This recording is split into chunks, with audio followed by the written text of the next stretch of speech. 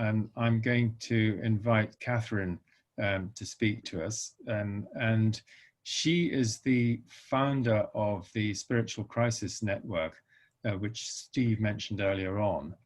And she's been through the ringer, as it were, herself, and is now writing and teaching to help others navigate their way through this. And she's going to talk to the title Emergency or Emergence, or maybe both, Finding Meaning in Crisis, and led or lead from the emerging future. There's an alchemical reference there, but probably not. I probably pronounced it wrong. Anyway, Catherine, do unmute yourself, and we look forward to what you have to share with us. Thank you, David. And yes, in fact, it's lead. Lead. Yes. From the future. Good. Yeah, just wanted to get that. Yeah, and so for those of you that aren't familiar with my work, I'm the author of 4 books on moving successfully through crisis, the kind of crisis that Paul referenced just briefly, where he ended up in a psychiatric hospital, as did I at the age of 20. So, and the thing is, my work hasn't just been about how to move through these crises, which are crises of awakening, but how to kind of really harness the potential that they hold for us. And so that's kind of the work that I've been doing for the last 15 years. But the last couple of years, I've been pivoting a little bit, and you'll see as I'm speaking, you'll see how I've been kind of looking at the bigger picture, the global perspective. So I'm just going to share my screen with you. Now let me make you a co-host. I don't think you need to, David. Are you sure? Yeah, it seems to be allowing me to do it. Thank you. Okay. All right. That's fine. I'll make you co-host anyway. So just to say that I think what I'm going to be sharing with you, I think follows on very nicely from what Paul has just been sharing. He's been talking about how this mind virus is helping us to wake up. And so, I'm going to be speaking to that. And also, Paul has written this book on the quantum revelation. And I'm going to be touching a little bit on the quantum as well, because for me, in terms of my own work, I see the quantum field as the way forward. Certainly what I'm embracing consciously more and more in terms of what I'm delivering and the work that I'm doing teaching groups now.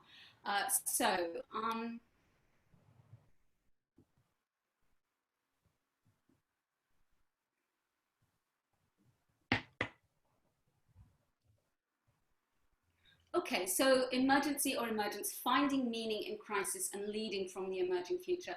So this is about reframing, reframing the pandemic. And the thing is, it's not just in terms of the emergency. What we're dealing with isn't just the corona virus crisis, but there's the larger, obviously more threatening emergency, which is the climate emergency. So, and this idea of leading from the emerging future, I think I've probably been doing this for the last kind of 15 years, really, without realizing that that's what I was doing. Because when I started my work in the field of spiritual emergency, and this, by the way, this term spiritual emergency, this refers to this kind of awakening through crisis, this kind of interface between the kind of mental health and crisis and the kind of spiritual crisis. So when I first started in this field, there was very little out there. There was a body of research, there was the transpersonal literature, but nobody really knew about it, and people weren't getting the support and the help that they needed. And now, kind of 15 years later, I think it's fair to say that there are a lot of organizations and bodies out there. There's been a lot more published. We can actually speak now about the field of spiritual emergency. So that's really exciting and encouraging, I feel. So I'm going to cover three three areas. So the relationship between the personal and planetary crises of awakening. So this is kind of really, you know, we have the individual and we have the collective, the micro and the macro. And if we understand how the personal works, then we can, you know, we can really understand much better what's happening at the moment. And obviously, you know, Paul has given us one frame through which to understand what's happening. I'm going to give you a slightly different, but certainly complementary model, if you like. So we can see, you know, we can look at the parallels between the two, and that helps us enormously. So I'm going to be sharing a little bit about that. I also want to touch briefly on the three key stages of moving through crisis. So, you know, this is when we're in a personal crisis. There are kind of identified, and I talk about this in my first book, which is probably the book that I'm most known for in case of spiritual emergency. And then so yeah, and I just show a little bit how that relates to where we are globally in terms of the pandemic. And then finally, and then this is the kind of really important piece, and I'm not sure quite how the time is going to pan out. So I've actually scheduled a workshop, a free workshop for next Saturday, so that we can delve into this more deeply. For those of you that are interested, because you know, half an hour is not long. And I really wanted to, you know, this is the important piece. This is the piece that I'm kind of passionate about, and the work that I'm doing now, with, as I say, with the groups that I'm teaching. So, you know, how can we harness this transformational power? Because we're being presented, as Paul said, you know, we're being presented with an incredible opportunity right now. And, you know, how do we fulfill that? How do we seize that? And, you know, what does that mean in terms of how we transform, you know, our own lives and the world for the better? So let's let me just start by looking at some of the parallels between the personal process and the global. And what I'm going to do, let me just stop sharing this for a moment. Okay, so I want to kind of illustrate the kind of points by sharing a little bit of my story. You know, as I'm going through, hopefully it'll help it to kind of make more sense and be more real for you. So, you know, the defining features, some of the defining characteristics of this crisis of awakening. You know, what are they? And we have, for example, the sheer intensity of the experience. So in 2003, I found myself in crisis. I was in Egypt at the time with a group with my then spiritual teacher. And what I went through was so intense in the space of just 1 week that, you know, emotionally, psychologically, spiritually, that actually my legs gave way and I couldn't walk for a few days. There was nothing physically wrong with me, but it was just the sheer intensity of what I was going through. So, and I think you can probably see this with the pandemic, certainly in the kind of earlier phase of the pandemic. It was incredibly intense. It does feel as if it's easing a little bit now. Well, I say that, it's getting intense in different ways. But certainly there's been this feature of intensity. And then in terms of, you know, one of the things that can happen at a personal level when we go through this process is that everything familiar can fall away. So, for example, you know, that can be like the ending of relationships, losing our job or leaving, home, needing to kind of move home, losing our home. In fact, for me, in the space of a short few years, I left a career in academia, my marriage, my first marriage broke down, and I moved, and I moved. I chose to live on a canal boat. So you know, everything that is familiar can fall away, because there is something that is calling for our attention, something that needs our attention, that is presenting itself. And of course, this is, you know, in terms of the hero's journey, the starting point of the hero's journey is the ordinary world. It's our everyday lives. It's what we do, you know, it's kind of, you know, our relationships, our work, where we live, all of that. And, you know, with the pandemic, suddenly everything familiar got stripped away. You know, overnight, we can't go to work, the kids can't go to school, we can't socialize with our family and friends. So there's this sense of everything familiar being stripped away. And then, you know, Paul has already mentioned the fear. You know, this is a key feature, this kind of incredible, intense, like kind of just terrifying fear. When we're going through this at the personal level, you know, we think we're going mad, we think we're going to die. Often we actually feel for our physical lives.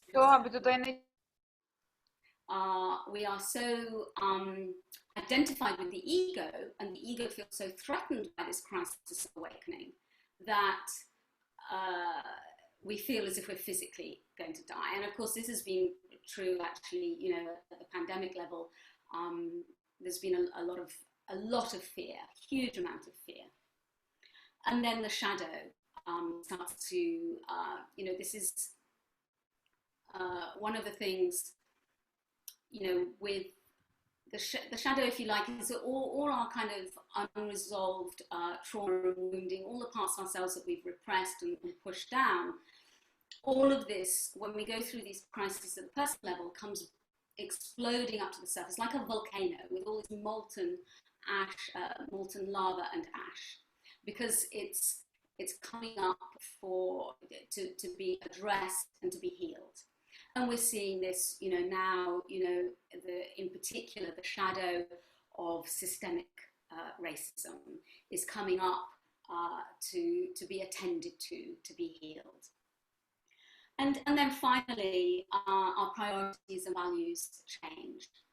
And you know, we become a completely different person. You know, what I value today is completely different from what I valued before all of this started. And I just wanted to give you an example of how we're seeing values and priorities changing. Is Amsterdam has, and you may have seen this, one of the first, hopefully the first of many cities to embrace donut economics, Kate Raworth's approach, which basically puts the well-being of the whole at the center of the economic system. So it's kind of, we're kind of moving from this kind of ego-centered system to more of an eco-centered. And yeah, so basically we're changed. We're changed by the experience at the personal level, kind of beyond recognition really. And likewise at the global level, you know, we are being changed by the pandemic and by the bigger crisis, in the sense that, you know, our priorities are changing. People are starting to realize, for example, that they want to simplify their life, that they maybe want to grow their own food, that they don't want to do, this is one of my realizations, that I don't want to do all the traveling that I was doing. I live in Spain. You know, when I can do things without impacting on the planet through Zoom. So you know, we're not, the world has already been changed. There's not going to be this sense of going back to the old normal. So that's just a little bit about some of the parallels, and hopefully that can help you to see that, you know, what we're going through, this process of a crisis of awakening, it has certain features and it also has certain stages. And this is the second point that I wanted to touch on, is the three key stages of moving successfully through crisis. So, and I talk about these in detail. This, if you like, this is the structure of my first book. A key part of the structure is kind of helping people find a framework for that. So obviously the first key stage, and by the way, these stages are not necessarily linear. You can move in and out of them, they can overlap, move backwards and forwards. But certainly, when we're going through a crisis, a personal crisis, the first key stage is just to get through the worst of it as best we can, to stay safe, and just deal with it. We kind of enter emergency mode where we're totally focused on solving the crisis. And we've seen this with the pandemic. We've been in this kind of place of doing our utmost to stay safe and to help others stay safe, and just kind of getting through the worst of it. The second key stage is where we start to begin to be able to make sense of it. We start to be able to glean some of the learning. We start to be able to kind of integrate it on some level. And what's happened actually with the pandemic, this is, when I was in crisis, after that 2003 crisis, I had a couple of months of work. I had to, because it took me a couple of months to, even begin to kind of be able to kind of function normally again. But then what I did was I went back to work, I finished the project I was working on, and I left that job. And I left where I was living at the time, and I took myself off on retreat for 2 months, so that I could give myself the time and space to make sense of what I'd been through, because it was enormous. I touched into unitive states of consciousness. I touched into this kind of the truth of who we really are. And so I just really needed to honour that and give myself the space to begin to integrate it, and to sense into what I was now feeling called to in my new life, effectively. So, and what's happened with the pandemic, because of the nature of it, it just so happens that we've ended up in a kind of forced retreat. A lot of us have had, we've been at home, we've been in lockdown, and we've had a lot of time, a lot of quiet time. Well, some of us, I've been ridiculously busy, so some of us haven't had the quiet time that others have had. But certainly, there's a lot of people have had some space to kind of really have a chance to touch base with themselves, with what their priorities are, and what is coming up for them. So that's the second key stage, is where we're kind of making sense, we're beginning to make sense of it, beginning to integrate it. And the hero's journey is very helpful as a tool in that phase. And then the third key stage is where we are then in a position to take what we've learned, to take what we've integrated. And in terms of the hero's journey, we can think in terms of bringing the reward back, bringing the elixir back. And we're now ready to go out into the world and kind of bring our offering to the world in whatever way, in whatever small or big way we feel called to. And so really, for me, after that 2003 crisis, that was the beginning of, initially organising a series of conferences, but then feeling called to set up the Spiritual Crisis Network, and then subsequently feeling really called and guided to write that first book, and just, it's extraordinary, really, when I look back now, how those things happen so easily. And this, I think, I was already then kind of tapping into the quantum field without realizing it, without doing that on a conscious level. Because, for example, with the Spiritual Crisis Network, just as we were ready, just as we were wanting to register as a charity, lo and behold, 2 of the directors were lawyers. And it was just perfect timing to help us through that process. And then likewise with the book, all the messages I was getting was how difficult it is to find a publisher. And, I haven't got time to go into the story, but, how it happened was really relatively easy and effortless. And I think, when we're able to tap into the quantum field, this is what Paul was alluding to. We have this unimaginable power to create and to create our reality when we step into that. And this is what I feel so kind of hopeful for, that as more and more people understand this, which is why I kind of also want to really teach it to as many people as possible, is that this is how we can turn the situation around. We can use this opportunity of collective awakening to kind of kind of tap into, this is, if I quote Charles Eisenstein here, to create the more beautiful world that our hearts know is possible. And I really feel, like Paul, I'm totally aligned with Paul on this, is that I see the quantum way as the way forward, really. So I want to move on to the third aspect that I said I was going to touch on. Excuse me one moment.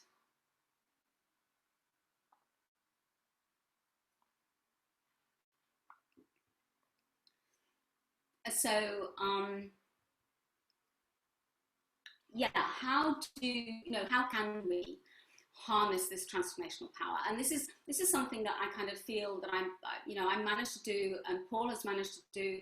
Mick Collins, who's going to be joining us for the discussion panel, has also been able to do.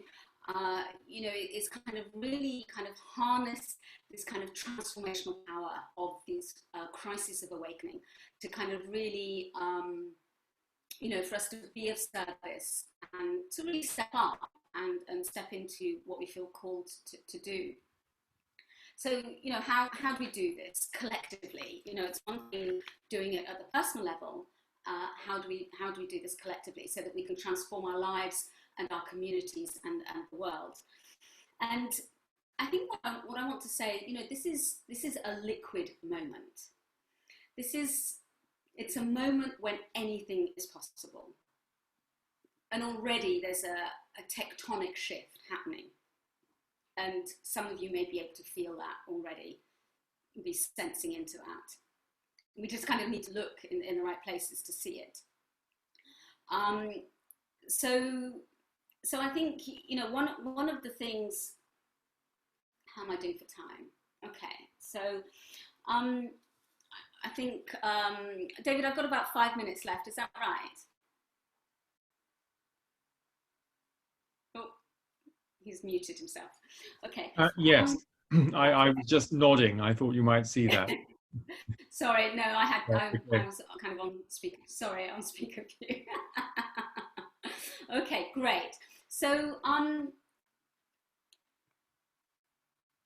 lot of people are now feeling called to new things, or to things that they've kind of maybe shelved for a long time, and now they really know that it's time to kind of step up, or just kind of really make the most of this opportunity. And so I had I had, in 2003, when I was in crisis, I kind of had this vision, and I didn't really know what to do with it. It's taken me a while to kind of really understand what it was about. But it basically is, it was Mick who helped me, as well, to kind of sense into this and process this. Is that I'm feeling called to kind of make as big a contribution as I can to the global awakening of consciousness. And that's kind of what the vision was pointing to. And at the time, I made a total commitment to it, even though I wasn't really very clear what shape that was going to take, or what this total commitment was that I was making. So I've kind of basically, based on on how I've done this for myself and how other people have done it, I've kind of come up with this process, and I want to share this just briefly with you.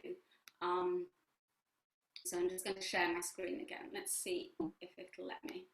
Yes, okay, so let me go through. So the first stage of this process is hearing the call. And I've based loosely on the hero's journey, okay? So we need to really crystallize what it is we're feeling called to. And we also need to deal with the kind of, maybe kind of, if there might be some resistance, there might be some fear around this. And so we need to kind of work with that. And that's, of course, what in hero's journey terms we think of as refusal of the call. And then the second step, and again, these are not linear in any way, is the inner journey. You know, we do the inner work. There's a stage in the hero's journey which Joseph Campbell called approach to the innermost cave. So we do the inner work. This is where we tap into the quantum field through our spiritual practice. And then finally, the leap. Now the leap is actually where we start taking this work, whatever it is, whatever project it is, whatever it is, whether it's in our own lives, in our communities, more globally, we start prototyping it, piloting it. So it's a mini version of what we want to do, which means that within just a couple of weeks of having got crystal clear about what we're feeling called to, we can actually start engaging with our intended audience. We can actually start getting feedback from the people we want to serve, the people we want to help. And that enables us to kind of engage with it emotionally, so that we can kind of really feel the energy of what it is that excites us. And you could probably tell how much more animated I am talking about this, because I'm just very excited and kind of really, connecting with this. And in fact, I've been doing this. I've been prototyping my new group courses in the last 3 months, and really very pleased with the feedback I've been getting, and helping me to kind of develop it further based on the quantum, you know, as I say, the kind of quantum. I've started calling it the quantum quest. My website is just not up to date with all this kind of new work that I've been doing, but you will find some more recent stuff on YouTube. Catherine G. Lucas. That's how you'll find me online, and that's the link again there. So I would like to just leave you with this very short anonymous poem. Love came in the morning, standing as still as light. How could I have dreamt of such dawning after so dark a night?